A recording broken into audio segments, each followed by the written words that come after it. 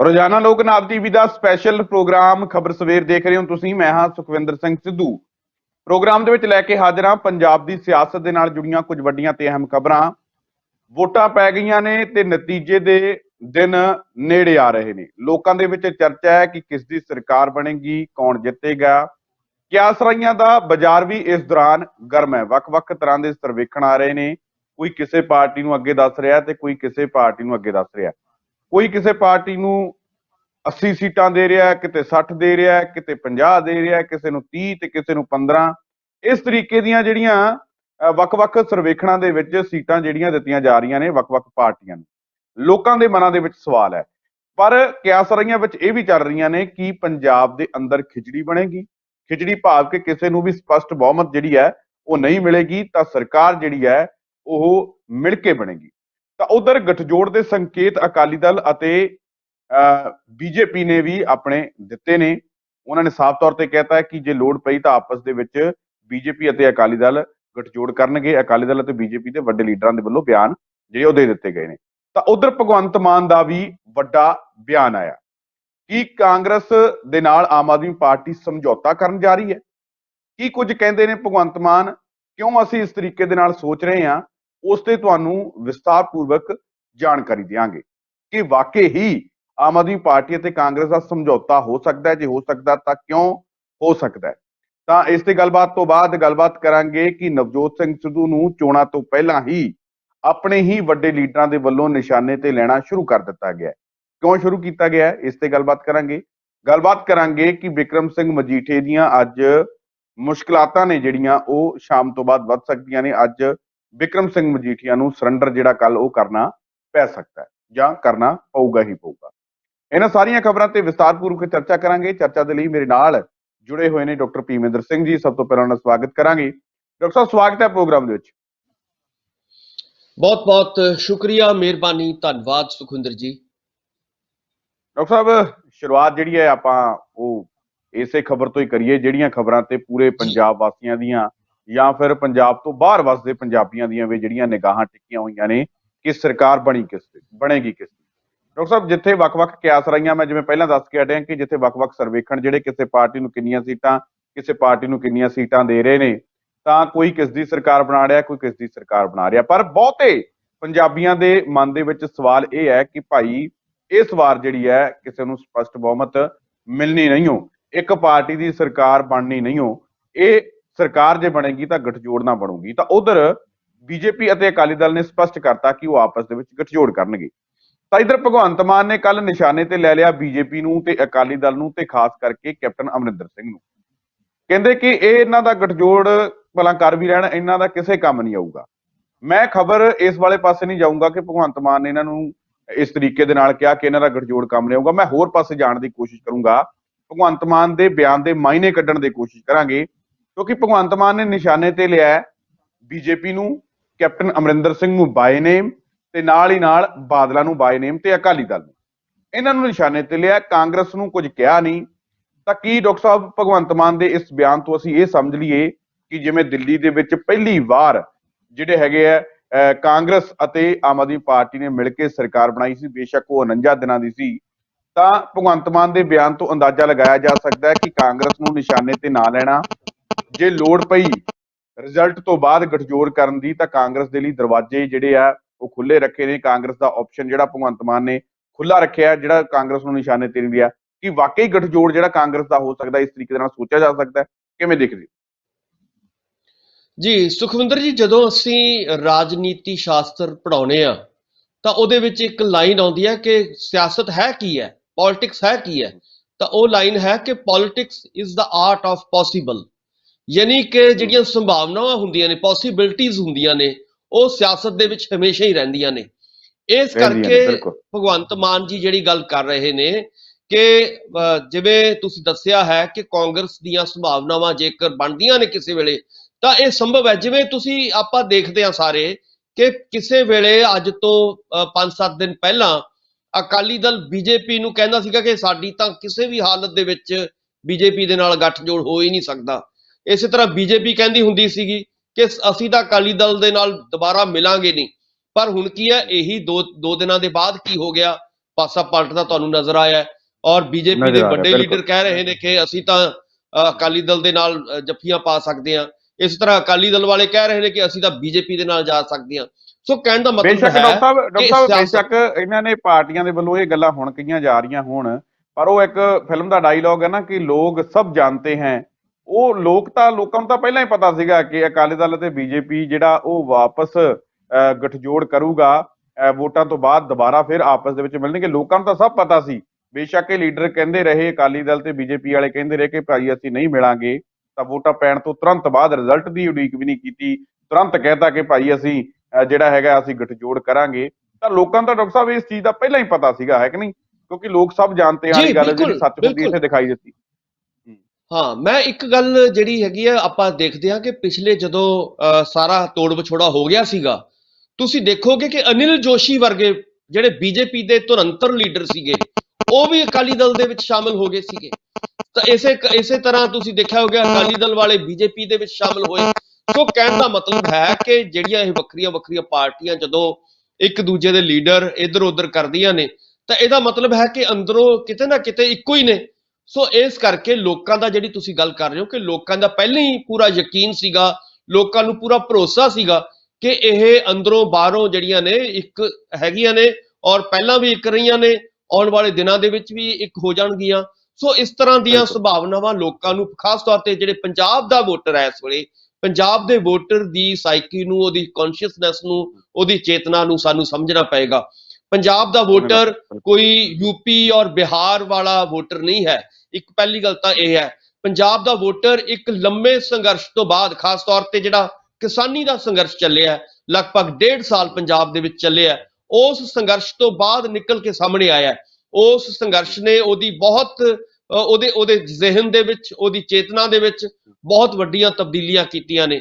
ਸੋ ਇਸ ਕਰਕੇ ਉਸ ਤਬਦੀਲੀ ਨੂੰ ਜਿੰਨੀ ਦੇਰ ਅਸੀਂ ਨਹੀਂ ਸਮਝਾਂਗੇ, ਅਸੀਂ ਪੰਜਾਬ ਦੇ ਜਿਹੜੀਆਂ ਇਹਨਾਂ ਚੋਣਾਂ ਹੋਈਆਂ ਨੇ, ਇਹ ਚੋਣਾਂ ਕੋਈ ਪਿਛਲੀਆਂ ਜਾਂ 17 ਵਾਲੀਆਂ ਜਾਂ 19 ਵਾਲੀਆਂ ਚੋਣਾਂ ਨਹੀਂ ਸੀਗੀਆਂ। ਇਸ ਗੱਲ ਨੂੰ ਸਾਨੂੰ ਬਹੁਤ ਬਰੀਕੀ ਦੇ ਨਾਲ ਸਮਝਣਾ ਪਏਗਾ ਕਿ ਪੰਜਾਬ ਬਿਲਕੁਲ ਇਹ ਗੱਲ ਫਿਰ ਜੀ ਸੀਗੀ ਜਿਹੜੀ ਬੀਜੇਪੀ ਦੇ ਵਿਰੋਧਤਾ ਦੇ ਵਿੱਚ ਵੋਟ ਸੀਗੀ ਪਾਈ, ਉਹ ਲੋਕਾਂ ਨੇ ਜਿਹੜਾ ਆਪਣਾ ਕੰਮ ਸੀ, ਲੋਕਾਂ ਦੇ ਹੱਥ ਦੇ ਵਿੱਚ ਜੋ ਕੰਮ ਸੀ ਉਹ ਕਰਤਾ। ਹੁਣ ਤਾਂ ਜਿਹੜੀਆਂ ਵਿਰੋਧੀ ਪਾਰਟੀ, ਮਾਫ ਕਰਨਾ, ਜਿਹੜੀਆਂ ਵੱਖ ਪਾਰਟੀਆਂ ਨੇ ਜੇ ਇਸ ਤਰੀਕੇ ਨਾਲ ਕਰਦੀਆਂ ਨੇ, ਉਹ ਤਾਂ ਲੋਕਾਂ ਨੂੰ ਬੇਵਕੂਫ ਬਣਾਉਣ ਵਾਲੀ ਗੱਲ ਹੈ। ਤਾਂ ਮੈਂ ਦੁਬਾਰਾ ਫੇਰ ਉਸੇ ਤੇ ਆਊਂਗਾ ਕਿ ਭਗਵੰਤ ਮਾਨ ਦੇ ਬਿਆਨ ਨੂੰ ਆਪਾਂ ਕਿਸ ਤਰੀਕੇ ਦੇ ਨਾਲ ਲਈਏ। ਭਗਵੰਤ ਮਾਨ ਨੇ ਜਿਸ ਤਰੀਕੇ ਨਾਲ ਬਾਦਲਾਂ ਨੂੰ, ਬੀਜੇਪੀ ਨੂੰ ਤੇ ਖਾਸ ਕਰਕੇ ਕੈਪਟਨ ਅਮਰਿੰਦਰ ਸਿੰਘ ਨੂੰ ਨਿਸ਼ਾਨੇ ਤੇ ਲਿਆ, ਨਾ ਤਾਂ ਉਹਨਾਂ ਨੇ ਚੰਨੀ, ਨਾ ਉਹਨਾਂ ਨੇ ਸਿੱਧੂ, ਨਾ ਉਹਨਾਂ ਨੇ ਕਾਂਗਰਸ ਨੂੰ ਨਿਸ਼ਾਨੇ ਤੇ ਲਿਆ। ਕਿ ਮੈਂ ਦੁਬਾਰਾ ਫੇਰ ਉਹੀ ਸਵਾਲ ਪੁੱਛਾਂਗਾ ਕਿ ਉਹਨਾਂ ਨੇ ਕਾਂਗਰਸ ਤੇ ਆਮ ਆਦਮੀ ਪਾਰਟੀ ਦੇ ਗਠਜੋੜ ਦੀਆਂ ਸੰਭਾਵਨਾਵਾਂ ਨੂੰ ਖੁੱਲਾ ਰੱਖਿਆ ਕਿ ਇਸ ਤਰੀਕੇ ਦੇ ਨਾਲ ਦੂਜੀਆਂ ਪਾਰਟੀਆਂ ਨੂੰ ਨਿਸ਼ਾਨੇ ਤੇ ਲੈ ਕੇ ਕਾਂਗਰਸ ਪ੍ਰਤੀ ਨਰਮ ਰਵੱਈਆ ਅਪਣਾ ਕੇ, ਤਾਂ ਕੀ ਲੱਗਦਾ ਹੈ ਕਿ ਕੈਪਟਨ ਅਮਰਿੰਦਰ ਸਿੰਘ ਦਾ ਨਾਮ ਲੈ ਕੇ ਕਾਂਗਰਸ ਦੀ ਨਾਕਾਮੀ ਨੂੰ ਕੈਪਟਨ ਤੇ ਸੁੱਟਣ ਦੀ ਕੋਸ਼ਿਸ਼ ਹੈ, ਤੇ ਕਾਂਗਰਸ ਤੇ ਜਿਹੜਾ ਹੈਗਾ ਚੰਨੀ ਤੇ ਸਿੱਧੂ ਦੇ ਨਾਲ ਮਿਲ ਕੇ ਵਾਕਈ ਹੀ ਸਰਕਾਰ ਕੀ ਬਣਾ ਸਕਦੀ ਹੈ ਆਮ ਆਦਮੀ ਪਾਰਟੀ ਪੰਜਾਬ ਦੇ ਅੰਦਰ ਜੇ ਲੋੜ ਪੈਂਦੀ ਹੈ ਤਾਂ? ਜੀ ਸੁਖਵਿੰਦਰ ਜੀ, ਜਿਵੇਂ ਤੁਸੀਂ ਵੀ ਇਸ਼ਾਰਾ ਕੀਤਾ ਸੀਗਾ ਕਿ ਕਿਸੇ ਵੇਲੇ ਦਿੱਲੀ ਦੇ ਵਿੱਚ ਜਦੋਂ 28 ਸੀਟਾਂ ਆਈਆਂ ਸੀਗੀਆਂ ਆਮ ਆਦਮੀ ਪਾਰਟੀ ਨੂੰ ਸ਼ੁਰੂ ਦੇ ਵਿੱਚ, ਤਾਂ ਉਸ ਵੇਲੇ ਬਜਾਏ ਬੀਜੇਪੀ ਦੇ ਨਾਲ ਸਮਝੌਤਾ ਕਰਨ ਦੇ ਆਮ ਆਦਮੀ ਪਾਰਟੀ ਨੇ ਕਾਂਗਰਸ ਦੇ ਨਾਲ ਸਮਝੌਤਾ ਕੀਤਾ ਸੀਗਾ। ਇਹਦਾ ਵੱਡਾ ਕਾਰਨ ਕੀ ਹੈ? ਇਹਦਾ ਵੱਡਾ ਕਾਰਨ ਇਹੀ ਸੀਗਾ ਉਸ ਵੇਲੇ ਵੀ ਕਿ ਕਿਤੇ ਨਾ ਕਿਤੇ ਜਿਹੜੀ ਥੋੜੀ ਬਹੁਤ ਵਿਚਾਰਾਂ ਦੀ ਸਾਂਝ ਹੈ, ਇਹਦਾ ਮਤਲਬ ਹੈ ਕਿ ਕਿਉਂਕਿ ਜਿਹੜੀਆਂ ਪਾਰਟੀਆਂ ਹੁੰਦੀਆਂ ਨੇ ਉਹ ਬੁਨਿਆਦੀ ਤੌਰ ਤੇ ਵਿਚਾਰਧਾਰਾ ਦੇ ਉੱਤੇ ਖੜਦੀਆਂ ਨੇ। ਬੇਸ਼ੱਕ ਬਹੁਤੇ ਲੀਡਰ ਜਿਹੜੇ ਨੇ ਉਹ ਇੱਧਰ ਉੱਧਰ ਹੋ ਜਾਂਦੇ ਨੇ, ਪਰ ਜਿਹੜੀਆਂ ਪਾਰਟੀਆਂ ਬਣਦੀਆਂ ਵੀ ਨੇ ਜਾਂ ਵਿਕਸਤੀਆਂ ਨੇ ਜਾਂ ਖਤਮ ਹੁੰਦੀਆਂ ਨੇ, ਉਹ ਆਪਣੀ ਵਿਚਾਰਧਾਰਾ ਦੇ ਉੱਤੇ ਹੀ ਜਿਹੜੀ ਹੈਗੀ ਹੈ ਜਾਂ ਬਣਦੀਆਂ ਨੇ, ਫਿਰ ਖਤਮ ਵੀ ਉਹ ਆਪਣੀ ਵਿਚਾਰਧਾਰਾ ਨੂੰ ਜਦੋਂ ਛੱਡ ਜਾਂਦੀਆਂ ਨੇ ਤਾਂ ਉਹ ਖਤਮ ਹੋ ਜਾਂਦੀਆਂ ਨੇ। ਇਸ ਕਰਕੇ ਜਦੋਂ ਅਸੀਂ ਆਮ ਆਦਮੀ ਪਾਰਟੀ ਦੀ ਵਿਚਾਰਧਾਰਾ ਨੂੰ ਵੇਖਦੇ ਹਾਂ, ਕਿਉਂਕਿ ਇਹ ਪਾਰਟੀ ਵੀ ਇੱਕ ਜਿਹੜੀ ਹੈਗੀ ਆ ਅੰਦੋਲਨ ਦੇ ਵਿੱਚੋਂ ਆਪਣੇ ਆਪ ਨੂੰ ਕਹਿੰਦੀ ਹੈ ਕਿ ਅਸੀਂ ਉੱਭਰ ਕੇ ਸਾਹਮਣੇ ਆਏ, ਉਸ ਅੰਦੋਲਨ ਦੇ ਵਿੱਚੋਂ ਅੰਨਾ ਹਜ਼ਾਰੇ ਦਾ ਜਿਹੜਾ ਅੰਦੋਲਨ ਚੱਲਿਆ। ਇਸੇ ਤਰ੍ਹਾਂ ਤੁਸੀਂ ਦੇਖੋਗੇ ਕਿ ਜਿਹੜੀਆਂ ਸਹੂਲਤਾਂ ਦੇਣ ਦੀ ਕੋਸ਼ਿਸ਼ ਕੀਤੀ ਜਾਂਦੀ ਹੈ, ਜਿਹੜਾ ਇੱਕ ਮਾਡਲ ਦੇਣ ਦੀ ਕੋਸ਼ਿਸ਼ ਕੀਤੀ ਜਾਂਦੀ ਹੈ, ਮੰਨ ਲਓ ਇੱਕ ਪਾਸੇ ਕਾਂਗਰਸ ਦਾ ਜਾਂ ਨਵਜੋਤ ਸਿੰਘ ਸਿੱਧੂ ਦਾ ਮਾਡਲ ਹੈ ਜਿਹਦੇ ਵਿੱਚ ਉਹ ਕਹਿੰਦੇ ਨੇ ਕਿ ਹੈਲਥ ਦਾ ਅਸੀਂ ਕੇਅਰ ਕਰਾਂਗੇ, ਅਸੀਂ ਕਿਸਾਨੀ ਨੂੰ ਅੱਗੇ ਲੈ ਕੇ ਜਾਣਾ ਹੈ, ਅਸੀਂ ਜਿਹੜਾ ਹੈਗਾ ਰੇਤ ਮਾਫੀਏ ਨੂੰ ਖਤਮ ਕਰਨਾ ਚਾਹੁੰਦੇ ਆ। ਸੋ ਇਹੀ ਲਗਭਗ ਗੱਲਾਂ ਜਿਹੜੀਆਂ ਨੇ, ਇਹ ਸੰਭਾਵਨਾ ਇੱਥੋਂ ਵੀ ਬਣਦੀਆਂ ਨੇ ਕਿ ਜਿਸ ਤਰੀਕੇ ਦੇ ਨਾਲ ਕੇਜਰੀਵਾਲ ਪੰਜਾਬ ਆ ਕੇ ਨਵਜੋਤ ਸਿੰਘ ਸਿੱਧੂ ਦੀਆਂ ਤਾਰੀਫਾਂ ਦੇ ਪੁਲ ਬਣਦੇ ਹੁੰਦੇ ਸੀ। ਬੇਸ਼ੱਕ ਜਿਹੜਾ ਹੈਗਾ ਨਵਜੋਤ ਸਿੰਘ ਸਿੱਧੂ ਉਹਨਾਂ ਨੂੰ ਨਿਸ਼ਾਨੇ ਤੇ ਲੈਂਦੇ ਰਹੇ, ਪਰ ਕੇਜਰੀਵਾਲ ਜਾਂ ਹੋਰ ਉਹਨਾਂ ਦੇ ਵੱਡੇ ਲੀਡਰ ਜਿਹੜੇ ਆ ਸਮੇਤ ਭਗਵੰਤ ਮਾਨ ਨੇ ਕਿਸੇ ਤਰੀਕੇ ਦੇ ਨਾਲ ਨਵਜੋਤ ਸਿੰਘ ਸਿੱਧੂ ਦੇ ਖਿਲਾਫ ਕੋਈ ਮੋਰਚਾ ਖੋਲਿਆ ਨਹੀਂ। ਤਾਂ ਉਧਰ ਨਵਜੋਤ ਸਿੰਘ ਸਿੱਧੂ ਜਿਸ ਤਰੀਕੇ ਦੇ ਨਾਲ ਭਗਵੰਤ ਮਾਨ ਪ੍ਰਤੀ ਨਰਮ ਰਵੱਈਆ ਰੱਖਦੇ ਨੇ, ਜਿਸ ਤਰੀਕੇ ਦੇ ਨਾਲ ਭਗਵੰਤ ਮਾਨ ਨੂੰ ਇਮਾਨਦਾਰ ਦੱਸਦੇ ਨੇ, ਜਿਸ ਤਰੀਕੇ ਦੇ ਨਾਲ ਕਹਿੰਦੇ ਨੇ ਕਿ ਭਗਵੰਤ ਹੈ ਹੀ ਸਹੀ ਹੈ ਤੇ ਮੈਂ ਉਹਨੂੰ ਸਹੀ ਹੋਈ ਕਹੂੰਗਾ, ਤਾਂ ਇਹਨਾਂ ਚੀਜ਼ਾਂ ਤੋਂ ਵੀ ਅੰਦਾਜ਼ਾ ਲਗਾਉਣਾ ਸੁਭਾਵਿਕ ਹੈਗਾ, ਕਿਉਂਕਿ ਜਿਸ ਤਰੀਕੇ ਦਾ ਪੰਜਾਬ ਮਾਡਲ ਨਵਜੋਤ ਸਿੰਘ ਸਿੱਧੂ ਨੇ ਦਿੱਤਾ, ਜਿਸ ਤਰੀਕੇ ਦੀ ਸੋਚ ਨਵਜੋਤ ਸਿੰਘ ਸਿੱਧੂ ਨੇ ਰੱਖੀ, ਤਾਂ ਉਸੇ ਤਰੀਕੇ ਦੀ ਹੀ ਲਗਭਗ ਉਹਨਾਂ ਨਕਸ਼ੇ ਕਦਮਾਂ ਤੇ ਚੱਲਦੇ ਭਗਵੰਤ ਮਾਨ ਵੀ ਉਸੇ ਤਰੀਕੇ ਦੀ ਸੋਚ ਰੱਖਦੇ ਨੇ। ਕਿ ਲੱਗਦਾ ਹੈ ਕਿ ਜੇ ਵਾਕਈ ਹੀ ਕਾਂਗਰਸ ਦੇ ਵਿੱਚ ਬਦਲਾਵ ਆਇਆ ਹੈ ਕੈਪਟਨ ਅਮਰਿੰਦਰ ਸਿੰਘ ਦੇ ਜਾਣ ਤੋਂ ਬਾਅਦ, ਜਿਸ ਦੇ ਵਿੱਚ ਬੜਾ ਵੱਡਾ ਰੋਲ ਨਵਜੋਤ ਸਿੰਘ ਸਿੱਧੂ ਦਾ ਰਿਹਾ, ਤਾਂ ਫਿਰ ਲੱਗਦਾ ਹੈ ਕਿ ਉਧਰੋਂ ਤਾਂ ਕਾਂਗਰਸ ਦੇ ਵਿੱਚ ਬਦਲਾਵ ਆਇਆ, ਤਾਂ ਉਧਰ ਲੋਕ ਜਿਹੜੇ ਬਦਲਾਵ ਚਾਹੁੰਦੇ ਸੀ ਆਮ ਆਦਮੀ ਪਾਰਟੀ ਦੇ ਰੂਪ ਦੇ ਵਿੱਚ, ਤਾਂ ਕੀ ਲੱਗਦਾ ਹੈ ਕਿ ਜੇ ਲੋੜ ਪੈਂਦੀ ਹੈ ਕਿ ਇਹ ਦੋਵਾਂ ਬਦਲਾਵਾਂ ਦਾ ਸੁਮੇਲ ਹੋ ਕੇ ਇੱਕ ਸਰਕਾਰ ਉਪਜੇ? ਜੀ ਬਿਲਕੁਲ, ਤੁਸੀਂ ਦੇਖੋਗੇ ਕਿ ਪਿਛਲੇ ਦਿਨਾਂ ਦੇ ਵਿੱਚ ਜਦੋਂ ਚੋਣ ਪ੍ਰਚਾਰ ਸਿਖਰ ਤੇ ਸੀਗਾ ਔਰ ਪ੍ਰਿੰਕਾ ਗਾਂਧੀ ਜੀ ਧੂਰੀ ਦੇ ਵਿੱਚ ਆਏ ਔਰ ਉਹਨਾਂ ਨੇ ਕਾਂਗਰਸ ਦੇ ਹੱਕ ਦੇ ਵਿੱਚ ਵੱਡੀ ਰੈਲੀ ਕੀਤੀ, ਗੋਲਡੀ ਦੇ ਹੱਕ ਦੇ ਵਿੱਚ, ਤਾਂ ਉਸ ਵੇਲੇ ਗੋਲਡੀ ਦੇ ਮਿਸਿਸ ਜਾਂ ਗੋਲਡੀ ਹੋਰਾਂ ਨੇ ਬਹੁਤ ਕੋਸ਼ਿਸ਼ ਕੀਤੀ ਕਿ ਨਵਜੋਤ ਸਿੰਘ ਸਿੱਧੂ ਉਹਨਾਂ ਦੇ ਹੱਕ ਦੇ ਵਿੱਚ ਆ ਕੇ ਬੋਲਣ, ਪਰ ਇਹਦੇ ਬਾਵਜੂਦ ਕਿਉਂਕਿ ਨਵਜੋਤ ਸਿੰਘ ਸਿੱਧੂ ਦਾ ਆਪਣਾ ਉਹ ਇਲਾਕਾ, ਆਪਣਾ ਜਿੱਥੇ ਉਹਨਾਂ ਦਾ ਜਨਮ ਹੋਇਆ, ਜਿਹੜਾ ਪਿੰਡ ਹੈ ਉਹਨਾਂ ਦਾ, ਉਹਦੇ ਬਾਵਜੂਦ ਉਹਨਾਂ ਨੇ ਚੁੱਪ ਧਾਰੀ ਰੱਖੀ ਔਰ ਉਹਨਾਂ ਨੇ ਕਿਹਾ ਕਿ ਮੈਂ ਇੱਥੇ ਨਹੀਂ ਬੋਲਾਂਗਾ ਘੱਟੋ ਘੱਟ। ਸੋ ਇਸ ਕਰਕੇ ਇਹ ਕੀ ਇਸ਼ਾਰੇ ਕਰਦਾ, ਇਹਦਾ ਮਤਲਬ ਇਹੀ ਹੈ ਕਿ ਚਾਹੇ ਨਵਜੋਤ ਸਿੰਘ ਸਿੱਧੂ ਜੀ ਹੋਣ, ਚਾਹੇ ਕੇਜਰੀਵਾਲ ਜੀ ਹੋਣ, ਚਾਹੇ ਭਗਵੰਤ ਮਾਨ ਹੋਣ ਜਾਂ ਹੋਰ ਜਿਹੜੇ ਆਮ ਆਦਮੀ ਪਾਰਟੀ ਦੇ ਵੱਡੇ ਲੀਡਰ ਹੋਣ, ਕਿਤੇ ਨਾ ਕਿਤੇ ਉਹਨਾਂ ਨੂੰ ਨਵਜੋਤ ਸਿੰਘ ਸਿੱਧੂ ਦੇ ਜਿਹੜੇ ਖਾਸ ਤੌਰ ਤੇ ਪੰਜਾਬ ਨੂੰ ਲੈ ਕੇ ਵਿਚਾਰ ਨੇ, ਪੰਜਾਬ ਦੇ ਲਈ ਇੱਕ ਸਮਰਪਿਤ ਭਾਵਨਾ ਹੈ, ਪੰਜਾਬ ਨੂੰ ਉਹ ਅੱਗੇ ਲੈ ਕੇ ਜਾਣਾ ਚਾਹੁੰਦੇ ਨੇ, ਲਗਭਗ ਉਹੀ ਭਾਵਨਾ ਜਿਹੜੀ ਹੈਗੀ ਹੈ ਤੁਸੀਂ ਦੇਖੋਗੇ ਭਗਵੰਤ ਮਾਨ ਦੇ ਮਨ ਦੇ ਵਿੱਚ ਹੈ, ਦਿਲ ਦੇ ਵਿੱਚ ਹੈ ਕਿ ਮੈਂ ਵੀ ਪੰਜਾਬ ਨੂੰ ਅੱਗੇ ਲੈ ਕੇ ਜਾਣਾ ਚਾਹੁੰਦਾ। ਸੋ ਜਦੋਂ ਇਹ ਸਾਰੇ ਵਿਚਾਰ ਇਕੱਠੇ ਹੁੰਦੇ ਆ, ਯਾਨੀ ਕਿ ਲੜਾਈ ਅਖੀਰ ਨੂੰ ਵਿਚਾਰਾਂ ਦੀ ਆ ਜਾਂਦੀ ਹੈ, ਵਿਚਾਰਧਾਰਾ ਦੀ ਆ ਜਾਂਦੀ ਹੈ। ਸੋ ਕਿਤੇ ਨਾ ਕਿਤੇ ਕਾਂਗਰਸ ਪਾਰਟੀ ਦੇ ਔਰ ਜਿਹਦੀ ਰਹਿਨੁਮਾਈ ਇਸ ਵੇਲੇ ਨਵਜੋਤ ਸਿੰਘ ਸਿੱਧੂ ਕਰ ਰਹੇ ਨੇ ਪੰਜਾਬ ਦੇ ਵਿੱਚ, ਸੋ ਦੂਜੇ ਪਾਸੇ ਭਗਵੰਤ ਮਾਨ ਜੀ ਜਿਹਦੀ ਰਹਿਨੁਮਾਈ ਆਮ ਆਦਮੀ ਪਾਰਟੀ ਦੇ ਵਿੱਚ ਹੋ ਰਹੀ ਹੈ। ਸੋ ਕਹਿਣ ਦਾ ਮਤਲਬ ਹੈ ਕਿ ਦੋਨਾਂ ਦੇ ਵਿਚਾਰ ਵੀ ਕਿਤੇ ਨਾ ਕਿਤੇ ਮਿਲਦੇ ਨਜ਼ਰ ਆ ਰਹੇ ਨੇ। ਦੋਵੇਂ ਹੀ ਪੰਜਾਬ ਦੇ ਲੋਕਾਂ ਦੇ ਲਈ ਵੱਡੇ ਲੀਡਰ ਨੇ, ਦੋਵੇਂ ਹੀ, ਔਰ ਦੋਵੇਂ ਹੀ ਇੱਕ ਦੂਜੇ ਨੂੰ ਪਹਿਲਾਂ ਵੀ ਉਹ ਕਹਿ ਚੁੱਕੇ ਨੇ ਕਿ ਇੱਕ ਦੂਜੇ ਦੀ ਅਸੀਂ ਕਦਰ ਕਰਦੇ ਹਾਂ ਔਰ ਇੱਕ ਦੂਜੇ ਦੀ ਇਮਾਨਦਾਰੀ ਦੀ ਕਦਰ ਕਰਦੇ ਹਾਂ। ਸੋ ਜੇਕਰ ਇਹ ਸਾਰੀਆਂ ਚੀਜ਼ਾਂ ਨੂੰ ਦੇਖਣਾ ਹੋਵੇ ਤਾਂ ਲਾਜ਼ਮੀ ਤੌਰ ਤੇ ਤੁਸੀਂ ਦੇਖੋਗੇ ਕਿ ਇਹਦੇ ਨਾਲ ਭਗਵੰਤ ਮਾਨ ਦਾ ਜੋ ਕੱਦ ਹੈ ਉਹ ਵੀ ਵਧਿਆ ਹੈ ਔਰ ਭਗਵੰਤ ਮਾਨ ਜੀ ਜੋ ਚਾਹੁੰਦੇ ਨੇ ਕਿ ਚੰਗੇ ਲੋਕ ਅੱਗੇ ਆਉਣ, ਤਾਂ ਲਾਜ਼ਮੀ ਤੌਰ ਤੇ ਨਵਜੋਤ ਸਿੰਘ ਸਿੱਧੂ ਦੇ ਖਿਲਾਫ ਉਹ ਕਦੇ ਵੀ, ਮੈਨੂੰ ਲੱਗਦਾ ਨਹੀਂ ਕਦੇ ਜਾਣਗੇ, ਜਾਂ ਜੇਕਰ ਲੋੜ ਪੈਂਦੀ ਹੈ ਆਉਣ ਵਾਲੇ ਦਿਨਾਂ ਦੇ ਵਿੱਚ ਜਦੋਂ ਰਿਜ਼ਲਟ ਆਏਗਾ, ਜੇਕਰ ਕੁਝ ਸੀਟਾਂ, ਜੇਕਰ ਆਪਾਂ ਕਹੀਏ, ਮੈਂ ਇਹ ਨਹੀਂ ਕਹਿੰਦਾ ਕਿ ਇਹ ਚੀਜ਼ਾਂ ਹੋਣਗੀਆਂ, ਪਰ ਜਿੱਦਾਂ ਦੇ ਰਿਜ਼ਲਟ ਆਉਣਗੇ ਉੱਥੋਂ ਸਾਫ਼ ਲੱਗ ਰਿਹਾ ਕਿ ਜਿਹੜੀ ਹੈਗੀ ਹੈ ਇੱਕੋ ਪਾਰਟੀ ਦੀ ਹੀ ਸਰਕਾਰ ਬਣੇਗੀ, ਇਦਾਂ ਦੀਆਂ ਲੋੜ ਨਹੀਂ ਪਏਗੀ। ਪਰ ਕਿਤੇ ਨਾ ਕਿਤੇ ਉਹਨਾਂ ਨੇ, ਜਿਵੇਂ ਤੁਸੀਂ ਕਹਿ ਰਹੇ ਹੋ, ਕਿ ਇਹ ਜ਼ਰੂਰ ਇੱਕ ਜਿਹੜਾ ਹੈਗਾ ਰੱਖਣ ਦੀ ਕੋਸ਼ਿਸ਼ ਕੀਤੀ ਆ ਕਿ ਜੇਕਰ ਲੋੜ ਪੈਂਦੀ ਹੈ ਤਾਂ ਅਸੀਂ ਕਾਂਗਰਸ ਦੇ ਨਾਲ ਜਾ ਸਕਦੇ ਹਾਂ, ਇਦਾਂ ਦੀਆਂ ਸੰਭਾਵਨਾਵਾਂ ਜ਼ਰੂਰ ਉਹਨਾਂ ਨੇ ਰੱਖਣ ਦੀ ਕੋਸ਼ਿਸ਼ ਕੀਤੀ ਆ। ਔਰ ਇਹ ਚੰਗੀ ਗੱਲ ਹੈ ਕਿਉਂਕਿ ਸਿਆਸਤ ਦੇ ਵਿੱਚ ਸੰਭਾਵਨਾਵਾਂ ਦੀ ਲੜਾਈ ਹੁੰਦੀ ਹੈ, ਸੰਭਾਵਨਾਵਾਂ ਦੇ ਰਾਹੀਂ ਹੀ ਅੱਗੇ ਵਧਿਆ ਜਾਂਦਾ ਹੈ, ਜਿਵੇਂ ਆਪਾਂ ਪਹਿਲਾਂ ਦੱਸਿਆ ਹੈ। ਸੋ ਜੇਕਰ ਇਹ ਲੋੜ ਪੈਂਦੀ ਹੈ, ਪਰ ਜਿੱਥੋਂ ਤੱਕ ਅਸੀਂ ਪਿਛਲੀਆਂ ਜਾਂ ਇਹਨਾਂ ਚੋਣਾਂ ਦੇ ਟ੍ਰੈਂਡਸ ਨੂੰ ਦੇਖਾਂਗੇ ਤਾਂ ਤੁਸੀਂ ਦੇਖੋਗੇ ਇਹਦੇ ਵਿੱਚ ਇਹ ਇਦਾਂ ਦੀ ਨੌਬਤ ਨਹੀਂ ਆਏਗੀ, ਇਦਾਂ ਦੀ ਲੋੜ ਤੁਹਾਨੂੰ ਨਹੀਂ ਪਏਗੀ, ਇੱਕੋ ਪਾਰਟੀ ਦੀ ਹੀ ਸਰਕਾਰ। ਯਾਨੀ ਅਸੀਂ ਵੀ ਉਹੀ ਕਹਿ ਰਹੇ ਹਾਂ ਕਿ ਜੇ ਵਾਕਈ ਲੋੜ ਪੈਂਦੀ ਹੈ ਤਾਂ ਇਦਾਂ ਦੀ ਜਿਹੜੀ ਹੋ ਸਕਦੀ ਹੈ, ਤਾਂ ਤੁਹਾਡਾ ਵੀ ਇਹੀ ਵਿਚਾਰ ਹੈ।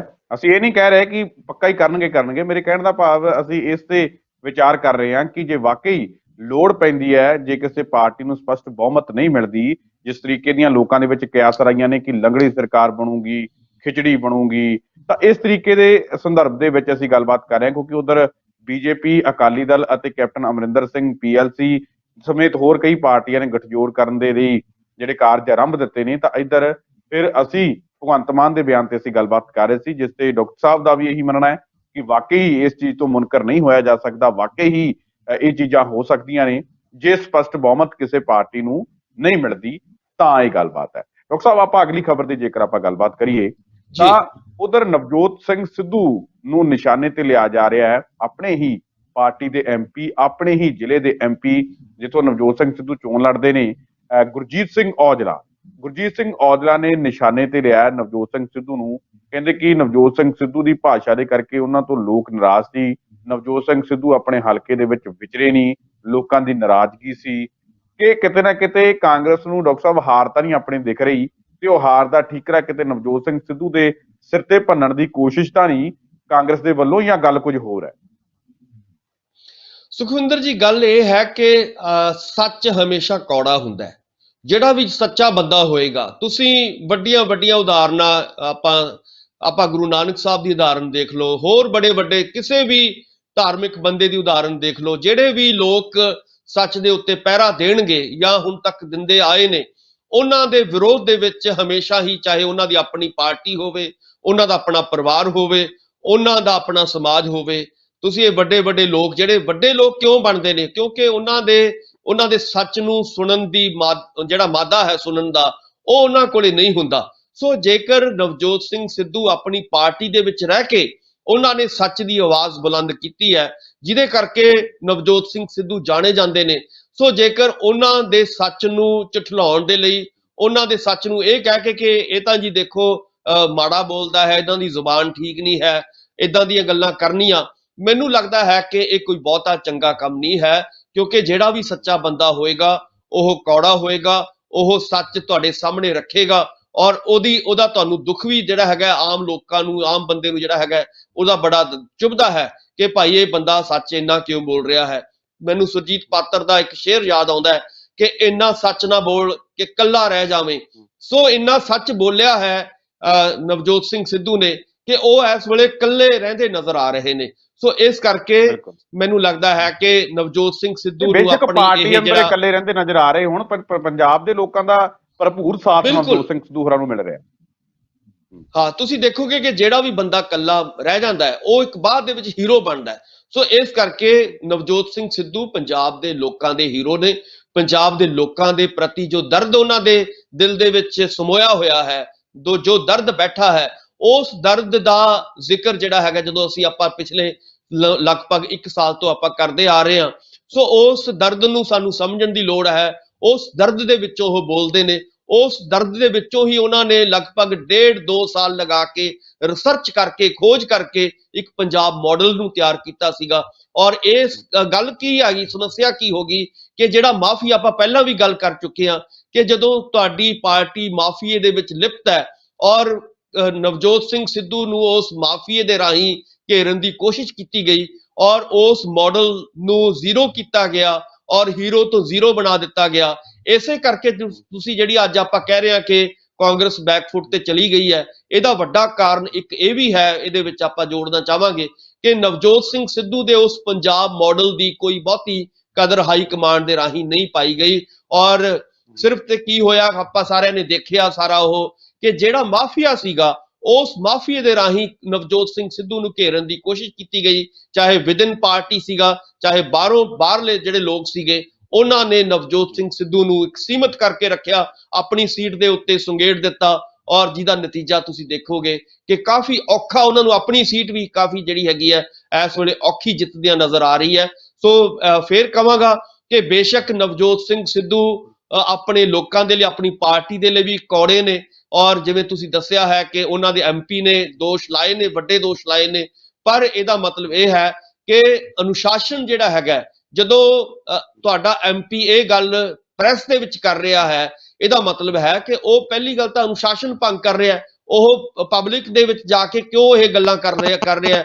ਉਹਨੂੰ ਆਪਣੀ ਪਾਰਟੀ ਦੇ ਪਲੇਟਫਾਰਮ ਤੋਂ ਗੱਲ ਕਰਨੀ ਚਾਹੀਦੀ ਸੀਗੀ।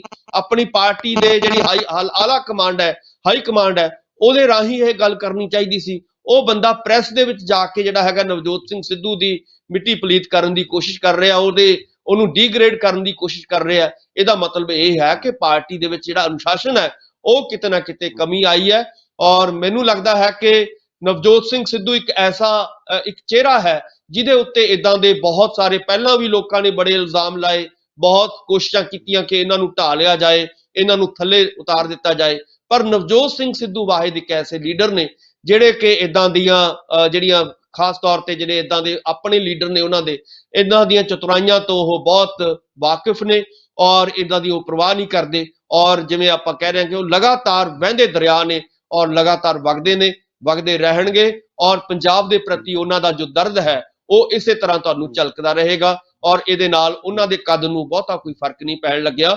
ਸੋ ਲੋਕ ਕਹਿੰਦੇ ਨੇ ਕਹਿੰਦੇ ਰਹਿਣ, ਚਾਹੇ ਉਹਨਾਂ ਦੇ ਉੱਤੇ ਦੋਸ਼ ਮੜਦੇ ਰਹਿਣ, ਪਰ ਜੇ ਆਪਾਂ ਕਹੀਏ ਕਿ ਜਦੋਂ ਅਸੀਂ ਦੇਖਿਆ ਕਿ ਕੈਪਟਨ ਸਾਹਿਬ ਹੁੰਦੇ, ਜੇ ਅਕਰ ਅੱਜ ਹਾਈ ਕਮਾਂਡ ਦੇ ਜੇ ਕੈਪਟਨ ਸਾਹਿਬ ਨੂੰ ਕਮਾਂਡ ਦਿੱਤੀ ਹੁੰਦੀ ਤਾਂ ਇਹ ਜਿਹੜੀਆਂ ਸੀਟਾਂ ਆਉਣੀਆਂ ਨੇ ਉਹਨਾਂ ਦੀਆਂ ਉਹ ਵੀ ਨਹੀਂ ਸੀ ਆਉਣੀਆਂ। ਯਾਨੀ ਕਿ ਇਹਨਾਂ ਲੋਕਾਂ ਦੇ ਵਿੱਚ ਨਿਰਾਸ਼ਾ ਸੀ, ਤੁਹਾਨੂੰ ਯਾਦ ਹੋਏਗਾ ਉਸ ਵੇਲੇ ਜਿਹੜੀਆਂ ਮਾੜੀਆਂ ਮੋਟੀਆਂ ਹੁਣ ਸੀਟਾਂ ਆ ਰਹੀਆਂ ਨੇ ਉਹ ਇਸ ਲਈ ਆ ਰਹੀਆਂ ਨੇ ਇਹੀ ਲੋਕ ਨਵਜੋਤ ਸਿੰਘ ਸਿੱਧੂ ਦੇ ਪ੍ਰਧਾਨ ਬਣਨ ਤੋਂ ਬਾਅਦ ਇਹੀ ਗੱਲਾਂ ਕਹਿੰਦੇ ਹੁੰਦੇ ਸੀਗੇ ਕਿ ਭਾਈ ਨਵਜੋਤ ਸਿੰਘ ਸਿੱਧੂ ਦੇ ਪ੍ਰਧਾਨ ਬਣਨ ਦੇ ਨਾਲ ਸਾਨੂੰ ਮੁੰਡਾ ਜੰਮਣ ਜਿੰਨਾ ਚਾਅ ਹੋ ਗਿਆ, ਨਵਜੋਤ ਸਿੰਘ ਸਿੱਧੂ ਦੇ ਪ੍ਰਧਾਨ ਬਣਨ ਦੇ ਨਾਲ ਕਾਂਗਰਸ ਦੇ ਮਰੇ ਪਏ ਵਰਕਰ ਦੇ ਵਿੱਚ ਜਾਨ ਪੈ ਗਈ। ਇਹ ਲੋਕ ਉਹੀ ਗੱਲਾਂ ਕਰਦੇ ਹੁੰਦੇ ਸੀਗੇ। ਤਾਂ ਹੁਣ ਮੈਨੂੰ ਲੱਗਦਾ ਕਿ ਕਾਂਗਰਸ ਦੀ ਹਾਰ ਦਿਖ ਰਹੀ ਹੈ ਇਹਨਾਂ ਲੋਕਾਂ ਨੂੰ, ਤੇ ਹਾਰ ਕਿਸ ਦੇ ਸਿਰ ਤੇ ਮੜਨੀ ਹੈ ਉਹ ਜਿਹੜੀ ਮੇਰੇ ਖਿਆਲ 'ਚ ਨਵਜੋਤ ਸਿੰਘ ਸਿੱਧੂ ਨੇ ਇੱਕ ਬਲੀ ਦਾ ਬੱਕਰਾ ਬਣਾਉਣ ਵਾਲੀ ਦੀ ਗੱਲ ਹੈ। ਪਰ ਲੋਕ, ਮੈਂ ਫਿਰ ਉਹੀ ਗੱਲ ਕਰਾਂਗੀ ਕਿ ਲੋਕ ਸਭ ਜਾਣਦੇ ਹੈ ਕਿ ਜਿਹੜੀਆਂ ਮਾੜੀਆਂ ਮੋਟੀਆਂ ਸੀਟਾਂ ਆਉਣੀਆਂ ਨੇ ਉਹ ਕਿਹਦੇ ਕਰਕੇ ਆਉਣੀਆਂ ਨੇ। ਤਾਂ ਅਗਲੀ ਖਬਰ ਦੀ ਆਪਾਂ ਗੱਲਬਾਤ ਡਾਕਟਰ ਸਾਹਿਬ ਕਰੀਏ ਤਾਂ ਵਿਕਰਮ ਸਿੰਘ ਮਜੀਠੀਏ ਦੀ ਜਿਹੜੀ ਹੈ ਰਾਹਤ ਮਿਲੀ ਹੋਈ ਸੀ ਸੁਪਰੀਮ ਕੋਰਟ ਦੇ ਵੱਲੋਂ ਕਿ 24 ਤਰੀਕ ਤੋਂ ਪਹਿਲਾਂ ਜਿਹੜਾ ਗ੍ਰਿਫਤਾਰ ਉਹਨੂੰ ਨਾ ਕੀਤਾ ਜਾਵੇ ਵਿਧਾਨ ਸਭਾ ਚੋਣਾਂ ਦੇ ਮੱਦੇਨਜ਼ਰ ਉਹਨਾਂ ਨੂੰ ਇਹ ਰਾਹਤ ਮਿਲੀ ਸੀ। ਤਾਂ ਉਹ ਰਾਹਤ ਜਿਹੜੀ ਅੱਜ ਖਤਮ ਹੋ ਰਹੀ ਹੈ। ਕਿਹਾ ਜਾ ਰਿਹਾ ਕਿ ਜਿਸ ਕੋਰਟ ਦੇ ਵਿੱਚ ਟ੍ਰਾਇਲ ਚੱਲ ਰਿਹਾ ਮੋਹਾਲੀ ਦੀ ਅਦਾਲਤ ਦੇ ਵਿੱਚ ਵਿਕਰਮ ਸਿੰਘ ਮਜੀਠੀਆ ਨੂੰ ਸਰੈਂਡਰ ਕਰਨਾ ਪਊਗਾ। ਕੀ ਲੱਗਦਾ ਕਿ ਇਹ ਜਿਹੜੀ ਰਾਹਤ ਹੈ ਉਹ ਅੱਗੇ ਉਹਨਾਂ ਨੂੰ ਮਿਲ ਜਾਊਗੀ ਜਾਂ ਫਿਰ ਸਰੈਂਡਰ ਕਰਕੇ ਜਿਹੜੀ ਗ੍ਰਿਫਤਾਰੀ ਦੇਣੀ ਪਊਗੀ ਵਿਕਰਮ ਸਿੰਘ ਮਜੀਠੀਆ ਨੂੰ, ਜਿਹੜੀ ਹੈ ਉਹ ਜਿਹੜੀ ਉਹਨਾਂ ਦੀ ਮੁਸ਼ਕਲਾਤਾਂ ਨੇ ਹੋਰ ਜਿਹੜੀਆਂ ਵੱਧ ਸਕਦੀਆਂ ਨੇ?